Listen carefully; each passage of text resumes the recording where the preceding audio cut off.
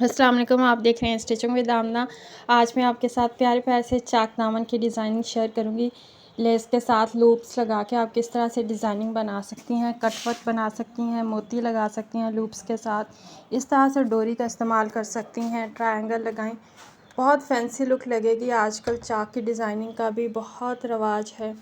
Trouser के साथ साथ, बाजुओं के साथ साथ, गले के साथ आजकल लेडीज़ चाक की डिज़ाइनिंग भी ज़्यादा पसंद करती हैं। आपको इनमें से अच्छे अच्छे आइडियाज़ मिल सकते हैं। वीडियो अच्छी लगे वीडियो को लाइक ज़रूर करें, चैनल को सब्सक्राइब करें। काफ़ी डिसेंट टाइप की डिज़ाइनिंग है। आप हुक को डिफरेंट डिज़ाइनिंग में लगा सकते हैं, लूप के साथ फैब्रिक डिज़ाइनिंग बना सकते हैं। डोरी निकालने के तरीके मेरे चैनल पर अवेलेबल हैं। इसके अलावा आप यूट्यूब पर भी विज़िट कर सकती हैं। डिफरेंट किस्म के बटन लगाकर लूप्स में या फिर एक गांठ लगाकर लूप में उसको भी इस्तेमाल कर सकती हैं। इस तरह से लेसेस के ऊपर भी लूप्स का इस्तेमाल कर सकती हैं।